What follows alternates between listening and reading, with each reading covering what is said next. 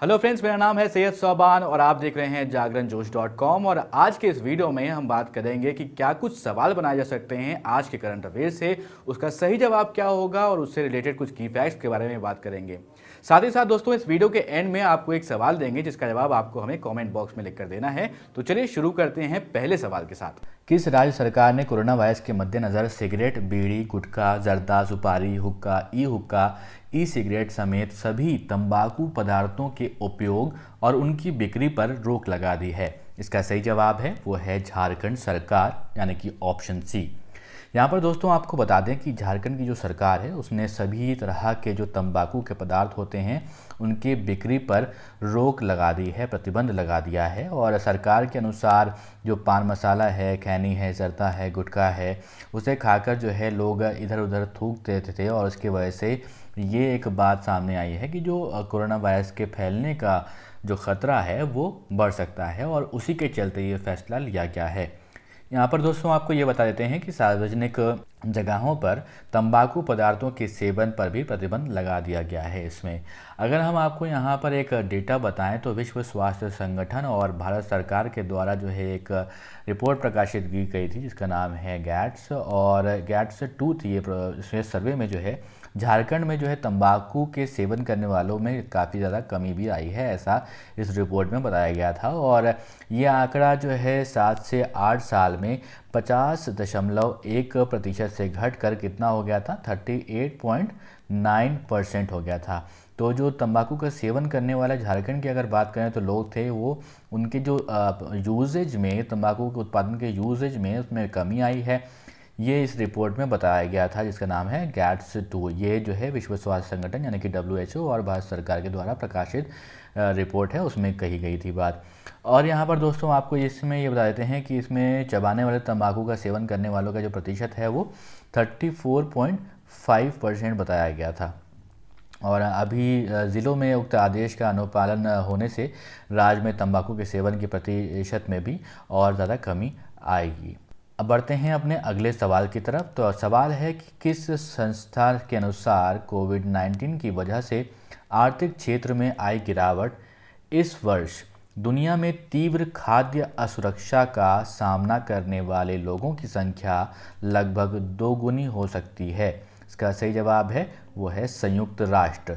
यहाँ पर दोस्तों आपको बता देते हैं कि संयुक्त राष्ट्र जो है UN है, उसने कहा है जो भुखमरी है वो महामारी बनने के कगार पर पहुंच चुकी है। ये ख़तरा दोस्तों आपके सामने बहुत ही आराम से आप देख भी सकते हैं कि जिस तरह से जब लॉकडाउन किया गया था तो जो दिल्ली है, दिल्ली से कई सारे जो मज़दूर थे वो अपने घरों की तरफ वापस चले गए थे, वापस चल दिए थे, पैदल रास्ता उन्होंने अपना लिया था अपने घरों के जाने के लिए। तो ये एक सबसे बड़ा डर है कि भुखमरी का डर। अगर जो डेली लेबर जो कमाता है, जो काम करता है सुबह, उसके बाद उसके घर में शाम को उसको काम करके पैसे जब मिलते हैं तब रोटी बनती है, तो ये एक बहुत बड़ी समस्या है कि जब काम नहीं होगा, पूरा तरह से लॉक है चीज़ें, यहाँ पर छोटे जो मज़दूर हैं वो काम नहीं कर पा रहे हैं, दुकानों में काम करते हैं वो लोग नहीं जा पा रहे हैं, तो जो भुखमरी की समस्या है वो बढ़ेगी ही। ये आप अपने आसपास की चीज़ों में देख सकते हैं और अब ये डेटा भी बोलने लगा है। तो यहाँ पर दोस्तों आपको ये बता देते हैं कि कोरोना वायरस की पूरी दुनिया ने जो है हर तरह से संकट में डाल दिया है और संक्रमण के कारण दुनिया भर में लोग जो है वो बीमार भी पड़ रहे हैं।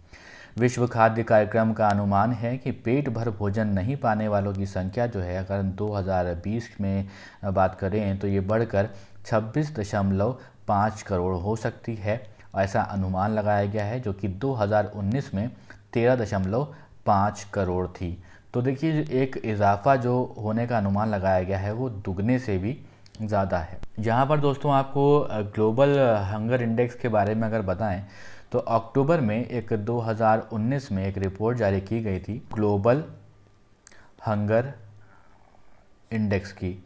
तो अगर मैं इसकी बात करूं तो ये रिपोर्ट अक्टूबर 2019 में आई थी, जहां पर जो इंडिया है, हमारा देश भारत, वो 102 स्थान पर था, मतलब 102nd रैंक थी भारत की। वहीं इस रिपोर्ट में जो पाकिस्तान की रैंक थी वो 94 थी, बांग्लादेश की 88वीं थी 88, नेपाल की 73 थी और श्रीलंका की 66 थी। और भारत से बेहतर स्थिति में ये सभी देश थे जो कि आसपास के देश हैं, जिसमें कि श्रीलंका, नेपाल, बांग्लादेश, पाकिस्तान, सबकी रैंक मैंने अभी आपको बताई। यहाँ पर दोस्तों आपको ये बता देते हैं कि ये जो दोगुना होने की बात कही गई है, विश्व खाद्य कार्यक्रम और संयुक्त राष्ट्र खाद्य व कृषि संगठन की संयुक्त राष्ट्र की सौंपी रिपोर्ट के अनुसार जो है, जो मैंने आपको बताया 2019 में 13.5 करोड़ थी और ये 2020 में 26.5 करोड़ हो सकती है, ऐसा अनुमान जताया गया है। ये एक बहुत बड़ा संकट हो सकता है। दोस्तों इस वीडियो में आगे बढ़ने से पहले एक आपके लिए ज़रूरी सूचना। हमारी वेबसाइट जागरणजोश.com पर अगर आप करंट अफेयर्स पढ़ना चाहते हैं तो आपको अपने ब्राउजर में टाइप करना है www.jagranjosh.com, जिसके बाद आपको हमारी वेबसाइट का होम पेज नजर आएगा। इसके बाद आपको करंट अफेयर्स के टैब पर जाना है। ड्रॉप डाउन में आपको मंथ वाइज करंट अफेयर्स मिल जाएंगे, जहां आप मंथ के हिसाब से करंट अफेयर्स पढ़ सकते हैं। जब आप करंट अफेयर्स टैब पर क्लिक करेंगे तो आपको कुछ इस तरह से पेज नजर आएगा। अगर आप कैटेगरी वाइज करंट अफेयर्स पढ़ना चाहते हैं तो आप अपनी पसंद के हिसाब से कोई भी कैटेगरी चूज कर सकते हैं, जिसमें latest, national, international, sports, technology और इकोनॉमी जैसी कैटेगरीज मौजूद हैं। अब बढ़ते हैं दोस्तों अपने अगले सवाल की तरफ। केंद्रीय स्वास्थ्य एवं परिवार कल्याण मंत्री ने कोविड-19 महामारी के दौरान संचार का प्रत्यक्ष चैनल स्थापित करने के लिए किस परस्पर संवादात्मक प्लेटफॉर्म की शुरुआत की है? इसका सही जवाब है कोविड इंडिया सेवा। दोस्तों इसकी शुरुआत ट्विटर पर की गई है। ट्विटर आप सभी लोग जानते हैं सोशल एक प्लेटफॉर्म है सोशल मीडिया का, और इसका उद्देश्य क्या है वो समझते हैं। यहाँ पर इसका उद्देश्य है कि जो कोविड-19 जैसा संकट की स्थिति के दौरान रियल टाइम में पारदर्शी ई गवर्नेंस सेवाओं को और ज़्यादा सक्रिय किया जाए और बड़े पैमाने पर नागरिकों के प्रश्नों का उत्तर दिया जाए। तो यहाँ पर दोस्तों आपको बता देते हैं कि जो हमारे देश में हर्षवर्धन जी हैं जो कि केंद्रीय स्वास्थ्य मंत्री हैं, और यहाँ पर आपको ये बता देते हैं उन्होंने ट्वीट करके भी ये बताया था कि उन्होंने लॉन्च किया है @कोविड इंडिया सेवा, और साथ ही साथ उन्होंने लिखा था कि अगर आपके भी कोई सवाल हैं तो आप अगर ट्विटर इस्तेमाल करते हैं तो आप @कोविड इंडिया सेवा टैग कर सकते हैं और PMO इंडिया आप टैग कर सकते हैं और अपनी क्वेरीज को जो है भेज सकते हैं सरकार के पास। यहाँ पर आपको ये बता देते हैं कि ये @कोविड इंडिया सेवा एक डैशबोर्ड के माध्यम से कार्य करता है जो बड़ी मात्रा में ट्वीट किए गए मैसेजेस को संशोधित करने में मदद करता है और उन्हें समाधान योग्य बनाता है और फिर उन्हें रियल टाइम समाधान के लिए संबंधित प्राधिकरण को सौंपता है, जिसके बाद आपको उसका जवाब मिल जाता है। मान लीजिए कि कोविड इंडिया सेवा हैंडल से आप रियल टाइम में सरकारी स्रोत से लोगों को कोरोना के बारे में जो है जानकारी चाहिए, तो इस हैंडल को टैग करते हुए आप जो है कोरोना के बारे में मदद भी मांग सकते हैं। तो जैसे मान लीजिए आप तबीयत आपकी ख़राब है, भगवान न करे कि ऐसा हो, बट अगर होता है तो अगर कुछ आपको लग रहा है कि कुछ ऐसे सिम्टम्स हैं तो आपको कोरोना का संदेह भी लग रहा है कि हो सकता है कोरोना हो, तो ट्वीट करके आप अपनी समस्या का समाधान कर सकते हैं, उनसे पूछ सकते हैं सवाल आपके दिमाग में जो भी आ रहे हैं, तो इस ट्विटर के हैंडल पे आप ट्वीट करके सवालों को पूछ सकते हैं। अब बढ़ते हैं अपने अगले सवाल की तरफ। भारत की सबसे बड़ी IT कंपनी जिसका नाम है TCS यानी कि टाटा कंसल्टेंसी सर्विसेज किस देश का पहला पूर्ण डिजिटल बैंक लॉन्च करेगी? इसका सही जवाब है वो है इजराइल। यहाँ पर दोस्तों आपको बता देते हैं कि भारत की सबसे बड़ी जो IT कंपनी है TCS इजराइल का पहला पूर्ण डिजिटल बैंक लॉन्च करेगी। इजरायली वित्त मंत्रालय ने बैंकिंग सेवा ब्यूरो का निर्माण करने के लिए TCS को चुना है और इसका मकसद है कि उसके बैंकिंग क्षेत्र में बदलाव लाया जाए। करीब 40 वर्ष में इजराइल में बैंकिंग लाइसेंस पाने वाला ये बैंक पहला होगा और इसकी शुरुआत साल 2021 में होगी। अभी 2020 है और 2021 में इसकी शुरुआत कर दी जाएगी। इस पहल को वित्तीय सेवा क्षेत्र में प्रतिस्पर्धा को बढ़ावा देने के रूप में देखा जा रहा है। अब बढ़ते हैं दोस्तों अपने अगले सवाल की तरफ। तो सवाल है कि केंद्र सरकार ने देश भर में स्वास्थ्य कर्मियों पर हो रहे हमलों के मद्देनज़र हाल ही में एक अध्यादेश जारी किया है, जिसके तहत अब दोषियों को कितने साल तक की सज़ा हो सकती है? इसका सही जवाब है 7 साल। यहाँ पर दोस्तों आपको बता देते हैं कि ये जो कोविड डिज़ीज़ है ये बहुत ही भयंकर डिज़ीज़ है, जिसके वजह से यहाँ पर पूरे देश में लॉकडाउन लगाया गया है। आप ये सोचिए दोस्तों कि ये लॉकडाउन से कितना ज़्यादा नुकसान हो रहा है, लेकिन सबसे पहले सेहत है। अगर आपकी सेहत है तभी आप आगे कुछ ज़िंदगी में कर सकते हैं, सेहत ही नहीं है तो कुछ नहीं कर सकते हैं। तो ये एक बात बहुत बड़ी ध्यान में रखने वाली है कि यदि कोई आपके पास, आपके घर के आसपास स्वास्थ्यकर्मी आता है, अपनी जान के ऊपर खेल करके आपकी जान बचाने के लिए आता है और आप उस पर पथराव करें, तो ये कितनी बुरी बात है। तो ये एक बात ध्यान में रखनी है। अपने आस पड़ोस में जो लोग एजुकेटेड नहीं हैं, जो लोग पढ़े लिखे नहीं हैं, जिनको लगता है कि स्वास्थ्यकर्मी उनको ले जाएंगे और पता नहीं उनके साथ क्या होगा, तो इस बात को आपकी भी जिम्मेदारी बनती है भारतीय होने के नाते कि आप भी उनको समझाइए कि स्वास्थ्यकर्मी यदि आपके पास आ रहा है तो आपकी बेहतरी के लिए आ रहा है, आपका इलाज कराया जाएगा। लोग क्या करते हैं, लोग पत्थर मारने लगते हैं स्वास्थ्यकर्मी को। ये कितनी ज़्यादा बुरी बात है। तो इस बात को ध्यान में रखना होगा कि हमारी सेहत है, हमारे आसपास के लोगों की सेहत है, और स्वास्थ्यकर्मी एक जो अपनी ज़िंदगी के ऊपर खेल कर आपके पास आ रहा है तो उसको जो है आप पूरा समर्थन दीजिए। अगर वो आपसे कुछ पूछ रहा है तो उसका आप जवाब दीजिए। तो ये नहीं मैं आपको समझा रहा हूँ, बट आपको भी ये जो है जिम्मेदारी लेनी होगी भारतीय होने के नाते कि आप अपने आस पड़ोस में जो लोग ऐसा कर रहे हैं उनको समझाइए कि क्या ज़रूरत है इस समय की।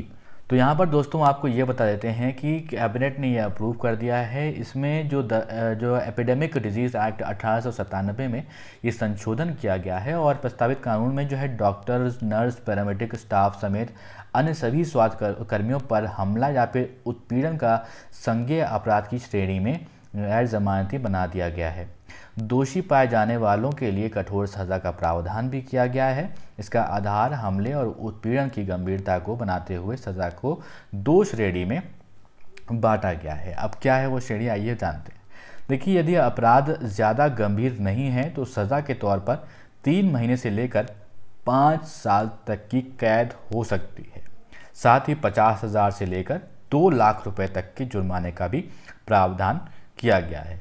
और यदि अपराध जो है ज़्यादा गंभीर है तो 6 महीने से लेकर 7 साल तक कैद की सज़ा के साथ 1 लाख रुपए से 3 लाख रुपए तक के जुर्माने का भी प्रावधान किया गया है। तो ये 2 श्रेणियों में इसको बांटा गया है। ये मैंने आपको यहाँ पर समझा दिया है। अब बढ़ते हैं अपने अगले सवाल की तरफ। कोरोना वायरस महामारी में सर्वाधिक प्रभावित अमेरिका ने आगामी कितने दिनों के लिए अप्रवासन यानी कि इमिग्रेशन पर रोक लगाने का निर्णय लिया है? इसका सही जवाब है ऑप्शन सी 60 दिन यानी कि 60 डेज। आपको दोस्तों बता देते हैं कि जो अमेरिका की सरकार है उसने आगामी 60 दिनों के लिए नए ग्रीन कार्ड जारी करने या फिर वैध स्थायी निवास की अनुमति देने की प्रक्रिया पर रोक लगा दी है। यहाँ पर दोस्तों आपको बता देते हैं कि ग्रीन कार्ड आपने सुना होगा, लेकिन कभी जानने की अगर हो सकता हो कोशिश भी की हो। आप में से बहुत सारे जो स्टूडेंट्स हैं वो क्यूरियस भी होते हैं, हर चीज़ को जानना चाहते हैं। तो यहाँ पर ग्रीन कार्ड के बारे में अगर मैं आपको बताऊँ तो अमेरिका की स्थायी नागरिकता पाने के लिए अमेरिका की स्वीकृति लेनी अनिवार्य होती है, और ये स्वीकृति प्रदान करने के को ही जो है क्या कहा जाता है, ग्रीन कार्ड कहा जाता है। ग्रीन कार्ड प्राप्त करने के लिए अमेरिका ने बहुत सारे नियम और कानून भी बनाए हुए हैं। इनका पालन करने के बाद ही किसी भी व्यक्ति को ग्रीन कार्ड मिल सकता है, और समय समय पर जो है आपको ये बता देते हैं कि अमेरिका सरकार इन नियमों में परिवर्तन भी करती रहती है। तो अब जो है अगर हम अभी की बात करें, सवाल की बात करें, तो ये 60 दिन तक रोक दिया गया है। हालांकि इस कदम का उन लोगों पर कोई भी असर नहीं पड़ेगा जो अस्थायी तौर पर देश में आ रहे हैं। इस प्रकार H1B जैसे गैर आव्रजनकारी वीज़ा पर रह रहे लोगों पर इसका कोई असर नहीं पड़ेगा। H1B वीज़ा मुख्य तौर पर प्रौद्योगिकी के विदेशी पेशेवरों को जारी किया जाता है अमेरिका सरकार की तरफ से। अब बढ़ते हैं अपने अगले सवाल की तरफ से। सवाल है कि कोविड-19 की स्थिति के मद्देनज़र केंद्रीय स्वास्थ्य एवं परिवार कल्याण मंत्री ने हाल ही में बताया कि प्रत्येक रक्त समूह के वर्तमान भंडार की रियल टाइम स्थिति की निगरानी के लिए किस ऑनलाइन पोर्टल का उपयोग किया जा रहा है? इसका सही जवाब है ई रक्त कोष। अब दोस्तों अगर हम ई रक्त कोष के बारे में बात करें तो आपको ये बता देते हैं कि इसकी शुरुआत जो है 7 अप्रैल 2016 को हुई थी। किसकी शुरुआत? ई रक्त कोष की। ये बता दें आपको कि केंद्रीय स्वास्थ्य एवं परिवार कल्याण मंत्रालय ने इसकी शुरुआत की थी। और ये बता दें आपको कि ये एक एकीकृत ब्लड बैंक प्रबंधन सूचना प्रणाली है जिसे सभी हितधारकों के साथ विकसित किया गया है। ये वेब आधारित तंत्र राज्य के सभी ब्लड बैंकों को एक ही नेटवर्क से एकीकृत करता है, यूनाइट करता है और एक एप्लीकेशन न केवल एक मोबाइल पर निकटतम ब्लड बैंक की जानकारी प्रदान करेगी बल्कि किसी भी दिए गए क्षेत्र में विशेष रक्त समूह की उपलब्धता के बारे में भी जानकारी आपको देगी। अब दोस्तों वो सवाल जिसका जवाब आपसे हमने पिछले वीडियो में पूछा था, सवाल था कि भारतीय बैडमिंटन संघ और भारतीय खेल प्राधिकरण ने संयुक्त तौर पर 20 अप्रैल 2020 को किसके नेतृत्व में ऑनलाइन कोच विकास कार्यक्रम की शुरुआत की है? इसका सही जवाब है पुलेला गोपीचंद। आप में से बहुत सारे दोस्तों ने इसका सही जवाब दिया है। यहाँ पर दोस्तों मैं आपसे एक अनुरोध करना चाहूँगा, यहाँ पर मैं आपसे 2 सवाल पूछता हूँ। एक तो सवाल वो होता है जो मैं आपको थंब में, आप इस वीडियो को देखते होंगे, थंब में एक सवाल होता है, उसका जवाब आपको देना होता है और एक सवाल यहाँ पर मैं पूछता हूँ, इसका जवाब आपको देना होता है। तो आप दोनों सवालों का जवाब दीजिए और अलग अलग दे दीजिए, अलग अलग कॉमेंट करके दे सकते हैं और यही मैं आपसे एक छोटा सा अनुरोध कर रहा हूँ। तो यहाँ पर दोस्तों आपको बता देते हैं कि ये कार्यक्रम 3 सप्ताह तक हफ्ते में 5 दिन चलेगा और इस दौरान संपूर्ण कोर्स को 39 विषयों को यानी कि 39 विषयों में बांटा गया है। यहाँ पर दोस्तों आपको बता दें कि इस ऑनलाइन कोच विकास कार्यक्रम के माध्यम से प्रशिक्षकों को शीर्ष स्तर के कोचों से विस्तार से सीखने का मौका मिलेगा। तो यहाँ पर दोस्तों आपको बता दें कि पहले सत्र में कोच पुलेला गोपीचंद के साथ साथ 2 और विदेशी कोच भी मौजूद होंगे। खेल विशेषज्ञों के अनुसार ये बेहतरीन मंच है और जिसके जरिए विदेशी कोचों का अनुभव प्रत्येक स्तर पर भारतीय प्रशिक्षकों तक पहुँच सकेगा और उनके कौशल में वृद्धि होगी। ये कार्यक्रम 8 मई तक चलेगा। अब दोस्तों एक सवाल आपके लिए, जिसका जवाब आपको हमें कमेंट बॉक्स में लिखकर देना होगा। सवाल है कि अंग्रेजी भाषा दिवस निम्न में से किस दिन मनाया जाता है? आपके ऑप्शन हैं 23 अप्रैल, 30 अप्रैल, 10 जनवरी या फिर 15 मार्च। आप अपने जवाब हमको कमेंट बॉक्स में लिखिए और याद रखिए 2 सवालों के जवाब देने हैं। एक थंब पे जो आपको सवाल दिख रहा है इस वीडियो के और एक सवाल जो अभी मैं यहाँ पर पूछ रहा हूँ। अगर ये वीडियो आपको पसंद आया हो तो इस वीडियो को लाइक करें, इस वीडियो को शेयर करें अपने दोस्तों के साथ और अभी तक आपने हमारे चैनल को सब्सक्राइब नहीं किया है तो ज़रूर सब्सक्राइब करें और बेल आइकन को ज़रूर प्रेस करें, जिससे जो भी लेटेस्ट वीडियोज़ हमारे चैनल के ऊपर अपलोड होते हैं उनकी नोटिफिकेशन आप तक पहुँचते रहे और आप यूँ ही देखते रहें जागरणजोश.com।